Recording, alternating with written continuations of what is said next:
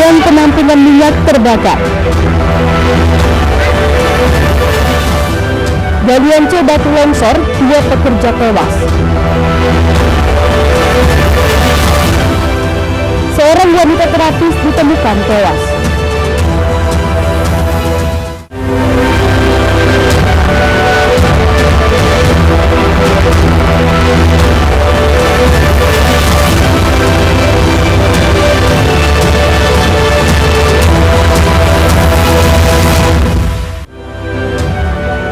Selamat pagi pemirsa, iNews Sumut kembali menyapa Anda. Selain 3 informasi utama tadi, akan kami hadirkan beragam informasi dari wilayah Sumatera Utara selama 30 menit. Bersama saya Maria Laura Puja, inilah informasi selengkapnya.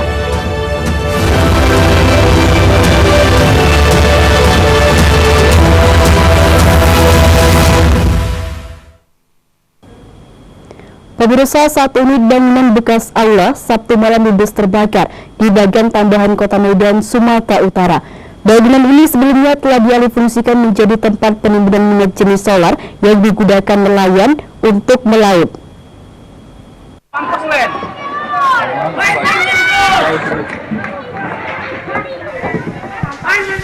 Terbakarnya bangunan bekas aula masyarakat di lingkungan 15 Bagan Tambahan, Kelurahan Bagan Deli, Kecamatan Kota Medan Sabtu malam kemarin terekam video amatir milik warga.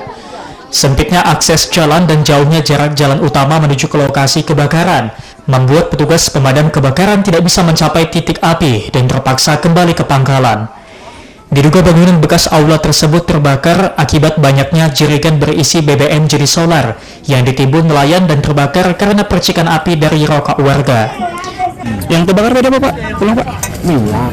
Minyak. Di dalam olah itu disimpan dalam. Ya, salah satu yang merokok yang tambah. Oh, ada percikan api tadi, Pak, ya? Nah, nggak ada korban, Pak? Nggak ada. Kalau tempat itu ada yang penghuni atau nggak ada, Pak? Nggak ada, kosong. Oh, kosong. Awalnya sebagai tempat apa? Olah dibuat orang ini dulu. Bangunan pemerintah lah. Oh, aula ya. Tidak ada korban jiwa dalam peristiwa kebakaran, namun masyarakat setempat sempat panik karena khawatir api merembet ke bangunan rumah milik warga yang seluruhnya terbuat dari kayu. Kini petugas Polres Pelabuhan Belawan masih menyelidiki peristiwa kebakaran dengan meminta keterangan sejumlah saksi. Dari Medan, Yuda Bahar, iNews melaporkan.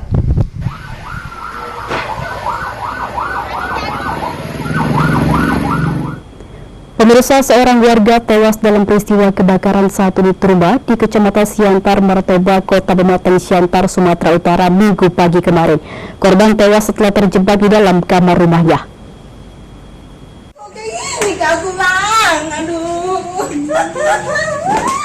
Isak tangis keluarga tidak terbendung saat melihat jasad korban terbujur kaku dengan kondisi mengenaskan. Korban Anwar Pardede ditemukan tewas di dalam kamar saat rumah yang ditempatinya dilalap si jago merah sekitar pukul 6 pagi. Awalnya warga komplek perumahan Asido, Kecamatan Siantar, Martoba melihat kepulan asap tebal dari dalam kamar rumah korban. Warga langsung mendobrak pintu dan memadamkan api dengan alat seadanya. Namun sayang, pria yang kesehariannya bekerja sebagai driver ojek online ini sudah meninggal dunia dengan kondisi mengenaskan. Diduga terjebak di dalam kamar saat rumahnya dilalap si jago merah. Kalau kejadiannya Bang sekitar jam 6 lah, jam 6. Bulan tadi menunjukkan asap yang udah agak tebal. Makanya warga tetangga yang di sini terbangunlah untuk melihat ke rumah. Ternyata memang udah kamar itu udah terbakar. Jadi warga yang di sinilah yang turut membantu untuk penyelamatan, menyiram untuk ke dalam kamar. Karena agak susah masuk ke dalam, terpaksa tadi pintunya didobrak. Kemudian apa yang terjadi di dalam, Bang? Ternyata bapak itu sudah keadaannya udah meninggal. Belum diketahui penyebab pasti terjadinya kebakaran yang menewaskan pemilik rumah ini. Namun untuk kepentingan penyidikan, jasad korban langsung diotopsi di instalasi jenazah Rumah Sakit Umum Daerah di Asamen Saragi. Dari Pematang Siantar, Dharma Setiawan, iNews melaporkan.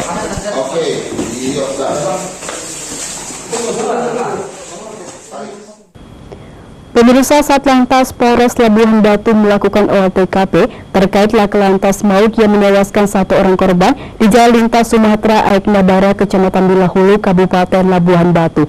Petugas pun telah menetapkan seorang tersangka dalam kasus ini karena dianggap lalai saat mengemudikan kendaraan.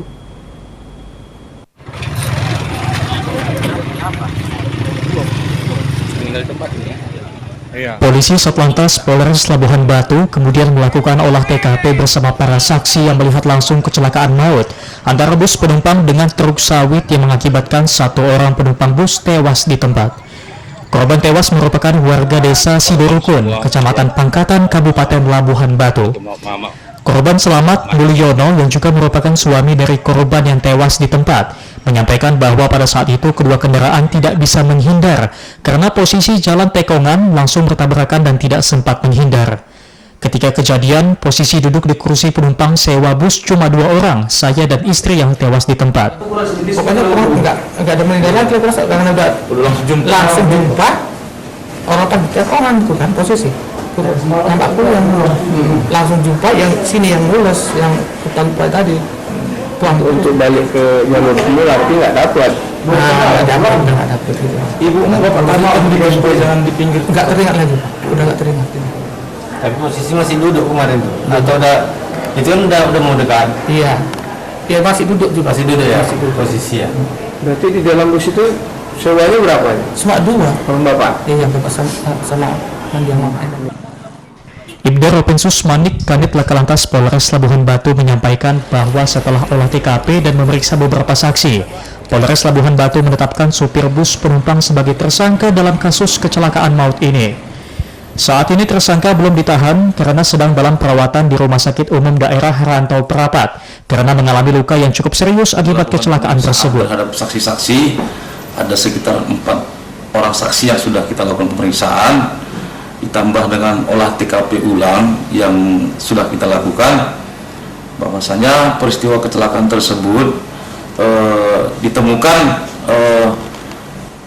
kelalaian daripada si pengemudi mobil penumpang, bahwasanya dia mendahului tidak dalam posisi aman dan pada saat yang bersamaan datang mobil barang sehingga terjadi kecelakaan.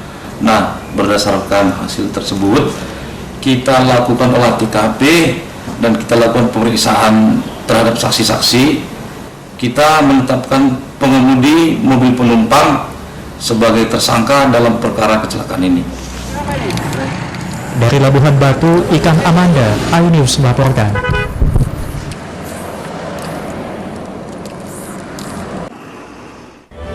Pemirsa, perkelahian siswi SMP viral di medsos. Tetaplah bersama kami.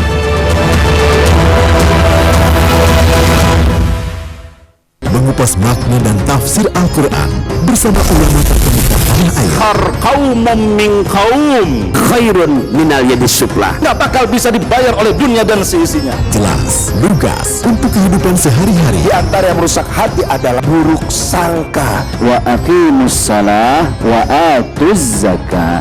Itu pun sejajar dengan jihad fisabilillah. Cahaya Hati Indonesia, Sabtu dan Minggu pukul 12 siang di iNews.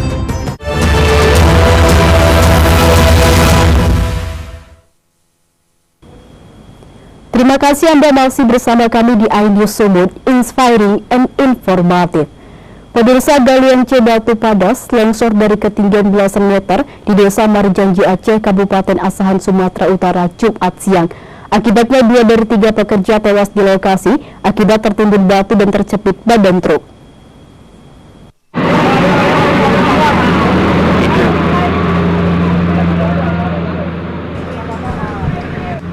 Puluhan pekerja dan warga serta TNI berupaya melakukan evakuasi terhadap 3 pekerja tambang yang tertimbun longsor batu di Desa Marjanji Aceh, Asahan. Longsor batu padas terjadi pada Jumat siang saat sejumlah pekerja lagi melakukan aktivitas muat batu. Batu padas terjun dari ketinggian belasan meter yang membuat para pekerja panik. Namun naas, para pekerja tambang tidak dapat menyelamatkan diri yang mengakibatkan 2 orang tewas tertimbun dan terjepit badan truk dan 1 kritis. Setelah berhasil dievakuasi, korban tewas diserahkan ke rumah duka dan korban luka dibawa ke rumah sakit Kisaran. Zulfahri Harahap, Kasih Kedaruratan BPBD Asahan mengatakan kuat dugaan longsor dipengaruhi curah hujan di dekat tebing pengerjaan tergerus. Ini longsor ini terjadi kapan, Bu, yang Ibu ketahui? Saya semalam dapat kabar 1:30 lebih kurang, Pak. Untuk operasi ini, Bu, sudah berapa lama? Saya ingat dari kecil saya sudah ada ini, Pak. 20-an tahun ya, Bu. Kira-kira berapa tahun, Bu, kira-kira? Ya mungkin lebih kurang kurasa, Pak, 30 tahun gitu lah, Pak. Ini material apa, Bu, yang diangkut dari galian ini? Batu pada setahu saya, Pak. Hari ini kita turun langsung ke lokasi untuk melihat langsung ke lokasi. Di lokasi kita melihat kondisi sudah steril, korban semua sudah dievakuasi, dan di lokasi juga sudah dipasang garis polisi tanda dilarang masuk. Hingga kini lokasi longsor telah dipasang garis polisi dan tak ada aktivitas pasca kejadian tersebut. BPBD Asahan mengimbau agar pemilik lahan galian tidak beraktivitas di daerah longsor. Dari Asahan, Ulil Amri, iNews melaporkan.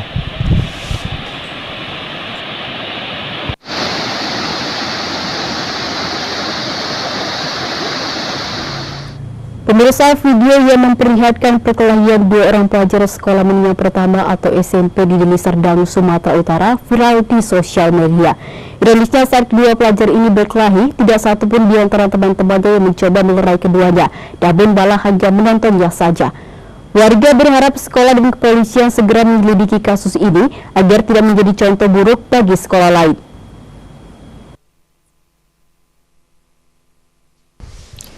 Dalam dua rekaman video amatir yang diduga direkam oleh sesama pelajar, terlihat dua pelajar siswi SMP swasta PAB 9, kawasan Kelambir 5, Kecamatan Hamparan Perak, Kabupaten Deli Serdang, saling adu jotos hingga saling jambak di lantai. Mirisnya, dalam video tersebut, pelajar lain yang berada di bangunan bekas gedung PTPN 2 Kelambir 5 Kebun, yang jauh dari sekolah hanya menonton, bahkan salah satu pelajar siswi ikut memprovokasi korban. Sontak video viral ini mengundang perhatian masyarakat. Warga menyayangkan perkelahian pelajar SMP tersebut, yang harusnya bukan saling adu jotos melainkan sibuk belajar. Iya, melihat video tadi apa yang abang rasakan, Bang? Miris banget sih, Bang. Apalagi mereka masih di bawah umur gitu, Bang. Ada masalah apa coba sampai harus bergumul? Ini kayaknya harus lebih diperhatiin lagi nih anak-anak yang kayak gini nih, agar kejadian kayak gini nggak bisa terulang lagi.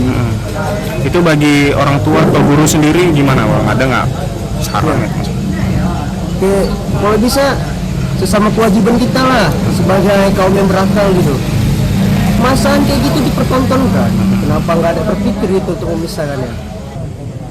Warga berharap pihak sekolah dapat menyelidiki penyebab perkelahian kedua pelajar siswi SMP ini dan memanggil orang tua pelajar yang terlibat dalam video viral agar kejadian serupa tidak kembali terulang. Dari Deli Serdang, Yuda Bahar, iNews melaporkan.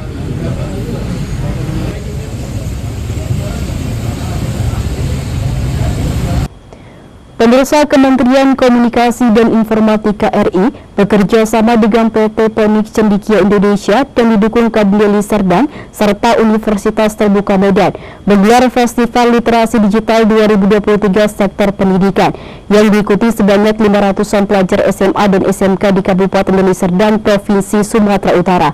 Kegiatan ini digelar Sabtu siang kemarin di Gedung Olahraga Pemerintah Kabupaten Deli Serdang.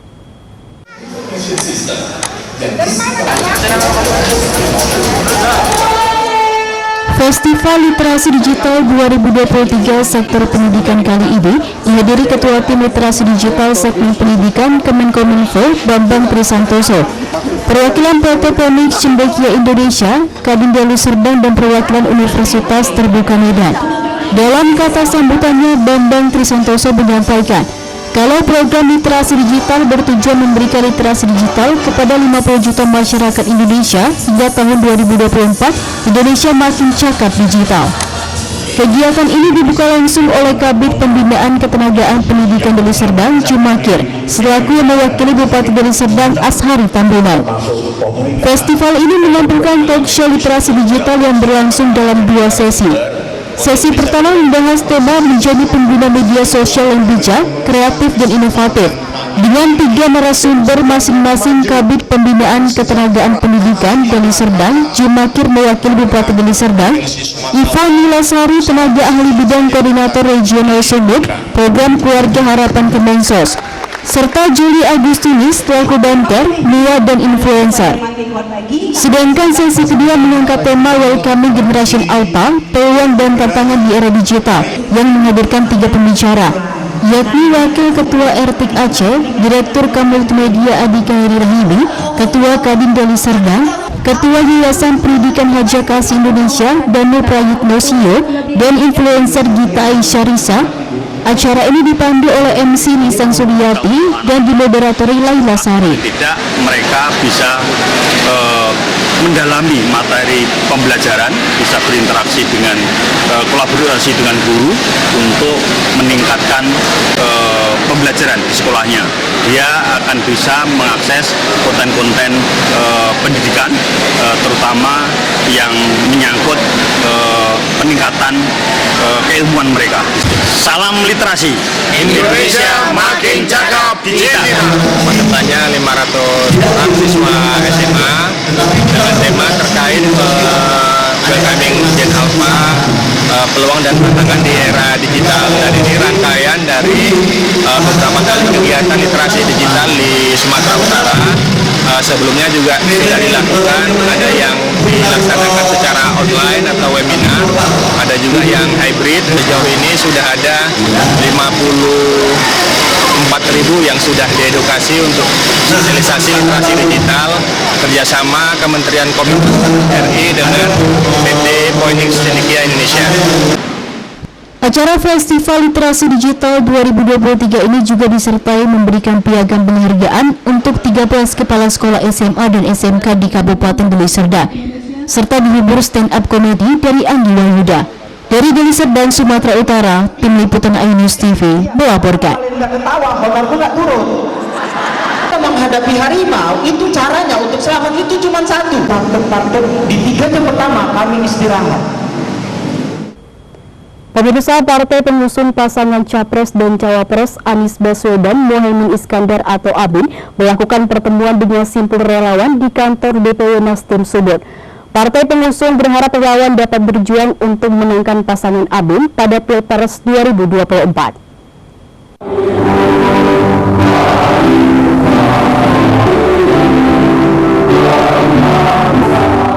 Partai pengusung pasangan ABIN, Partai Nasdem, PKB dan PKS, serta ratusan simpul relawan ABIN melakukan pertemuan dan rapat konsolidasi di kantor DPW Nasdem Sumut, Jalan HM Yamin Medan, Sumatera Utara, Jumat malam. Pertemuan ini dihadiri langsung oleh ketua ketiga partai pengusung, serta ketua dan sekretaris simpul relawan Anies Baswedan, Mohaimin Iskandar yang ada di seluruh Sumatera Utara. Dalam sambutannya, Ketua DPW Nasdem Sumut Iskandar ST mengatakan, pertemuan ini dilaksanakan untuk mempererat persaudaraan antara partai pengusung dengan relawan agar semakin kompak dan saling sinergi. Iskandar juga menjelaskan pasangan Anies Baswedan Mohaimin Iskandar dalam perjuangannya menjadi presiden membawa satu misi besar, yaitu misi perubahan. Tentunya misi ini bukan misi yang mudah dilakukan karena melawan perubahan ABIN berada pada status quo. Saya rasa tujuan utamanya dalam mempertahankan persaudaraan karena sebagai partai pengusung kita tidak mungkin akan memenangkan pasangan ABIN satu putaran kalau kita sendiri tidak kompak dan tidak saling mengenal. Maka hari ini kami juga sengaja mengundang simpul-simpul relawan. Tujuannya apa? Tujuannya antara simpul dengan pengurus ketiga partai bisa saling kenal dan saling sinergi. Pak Anies dan Pak Mohaimin dalam perjuangan menjadi presiden membawa satu misi besar, yaitu misi perubahan. Saya tidak percaya ada satu hal yang membuat saya yakin, dan kami seluruh pengurus DPW yakin, demikian juga PKS dan PKB, bahwasannya kemenangan Pak Anies Baswedan merupakan impian, harapan dan seluruh rakyat Indonesia. Partai Partai pengusung pasangan Amin yakin dan percaya bahwasannya kemenangan pasangan Anies Baswedan Muhaimin Iskandar merupakan impian harapan dari seluruh rakyat Indonesia. Dari Medan, Sumatera Utara, Ahmad Ridwan Nasution, iNews melaporkan. Untuk itu kami Pemirsa PKKMB Universitas Metodis, tetaplah bersama kami.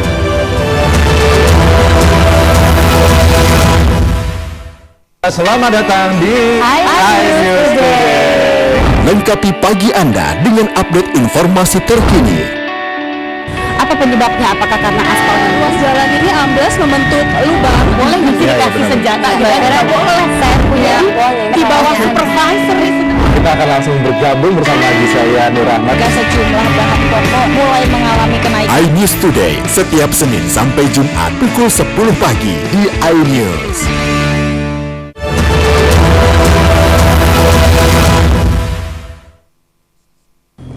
Terima kasih Anda masih bersama kami di iNews Sumut, inspiring and informatif.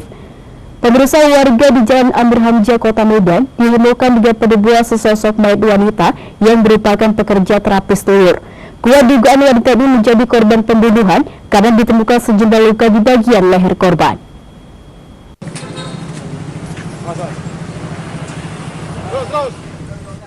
Heni, seorang terapis kusuk lulur Julia, Jalan Tuku Amir Hamzah, Jumat dini hari, ditemukan tewas di kamar tempatnya bekerja. Peristiwa ini pertama kali diketahui oleh pemilik usaha kusuk lulur yang hendak menutup tempat usahanya karena korban usai bekerja melayani tamu terakhir. Melihat kondisi korban yang tewas mengenaskan, pemilik usaha pun langsung melaporkan kejadian ini kepada pihak kepolisian. Tim Inafis dan Polsek Medan Barat yang tiba di lokasi langsung melakukan olah TKP. Saat diperiksa ditemukan sejumlah luka di bagian leher korban. Bahkan barang-barang korban juga ditemukan hilang dari lokasi kejadian. Cukup busuk, dia cukup busuk lah. Lebih kurang jam 12 pas sendiri ya.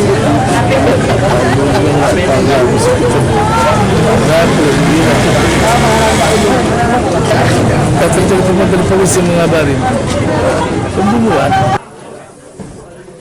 Kuat dugaan korban merupakan korban pembunuhan yang dilakukan oleh pelanggannya. Saat ini jasad korban sudah berada di Rumah Sakit Bayangkara dan akan dibawa oleh keluarganya ke Kota Tebing Tinggi. Dari Medan, Ahmad Ridwan Nasution, iNews melaporkan.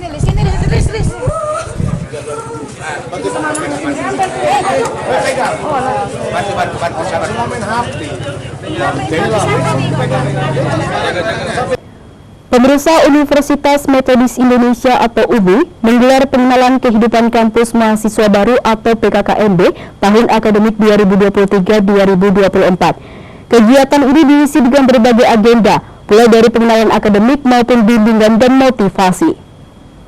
Juga ada yang non-geografis yaitu pengaruh. Manajemen kepemimpinannya akan berjalan. Sebanyak 1.250 orang mahasiswa baru mengikuti PKKMB Universitas Metodis Indonesia yang dilaksanakan di kampus 2 UMI, Jalan Setiabudi, Pasar 2, Tanjung Sari, Medan, Sumatera Utara, Jumat pagi.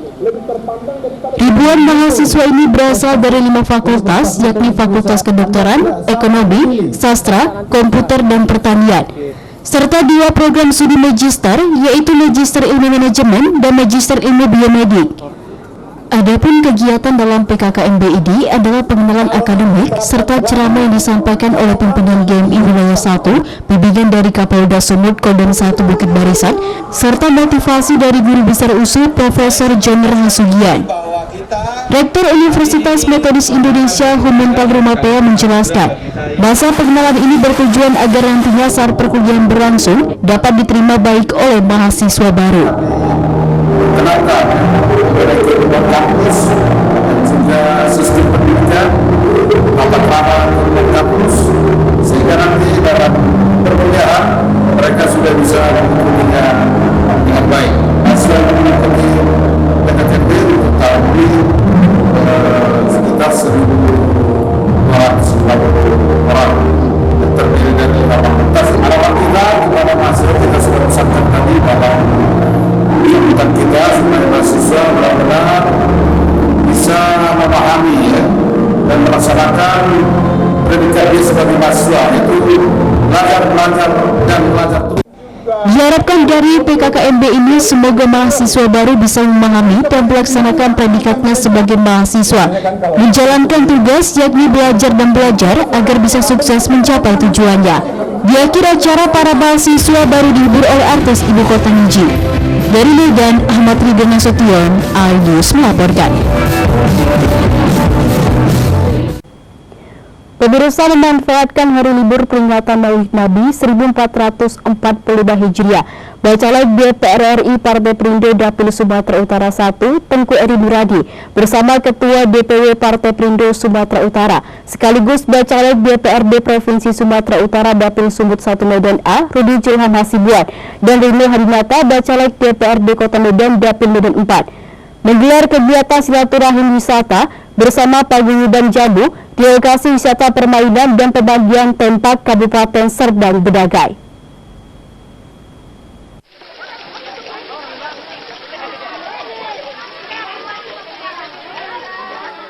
Beginilah suasana silaturahim wisata yang dilaksanakan sejumlah bacalek Partai Perindo di Sumatera Utara, dengan mengajak sekitar 250 orang yang tergabung dalam paguyuban Jambu Sehat Berkah Kota Medan. Ratusan warga yang mengikuti silaturahim wisata ini diberangkatkan dengan menggunakan 5 bus wisata yang sudah disiapkan dan diberangkatkan dari Jalan Demai Kota Medan sejak pukul 8 pagi. Menurut Bacalek Partai Perindo Dapil Sumatera Utara 1 yang juga merupakan mantan Gubernur Sumatera Utara, Tengku Eri Nuradi, Partai Perindo berlambang Raja Wali dan merupakan partai peserta pemilu bernomor urut 16 pada pemilu 2024 ini, mengajak pedagang jamu dari paguyuban Jamu Sehat Berkah yang juga anggota Partai Perindo untuk berwisata dengan harapan para anggota Partai Perindo ini bertambah semangat dalam mencari nafkah untuk keluarganya. Ketua Paguyuban Jamu Sehat Berkah Herina mengaku berterima kasih buat kepedulian Partai Perindo yang membawa mereka berwisata. Sementara menurut Ketua Partai Perindo Sumatera Utara, Rudi Julham Hasibuan, mengaku kegiatan yang dilaksanakan ini merupakan bentuk kepedulian Partai Perindo terhadap anggota. Partai Perindo hari ini ya mengajak bakul jamu ya yang sudah menjadi anggota Perindo karena sudah mendapatkan KTA Perindo hampir 600 itu ya. Ini berwisata ya ke Pantai Cermin Timpak, apalagi hari ini hari libur bertepatan dengan Maulid Nabi Muhammad SAW. Ya, jadi mereka kami ajak ke sini bersama keluarga untuk bisa berwisata di Pantai Cermin Timpak ini. Tentunya kita berharap nanti setelah kembali dari wisata ini mereka bertambah semangat lagi dalam rangka mencari nafkahnya untuk keluarganya ke depannya. Kami dari Paguyuban Jamu Sehat Berkah mengucapkan ribuan terima kasih kepada Partai Perindo, terutama Pak Tengku Eri, Rudi Julham, dan Bang Renu, yang mana telah memfasilitasi kami seluruh Paguyuban Jamu beserta warga seluruh Medan Denai untuk ikut bertamasya ke Tempak hari ini. Dan kami mengucapkan kepada seluruh anggota Perindo sehat dan sukses.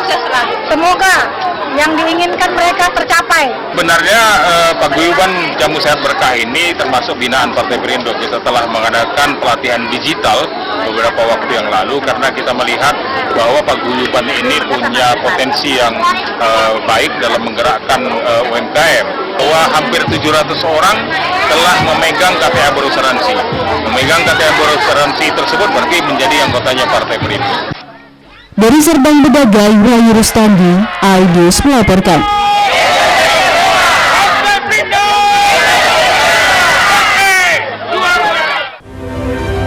Informasi tadi mengakhiri iNews Summit hari ini. Saya Maria Laura Puja atas nama tim redaksi yang bertugas mengucapkan terima kasih atas perhatian Anda.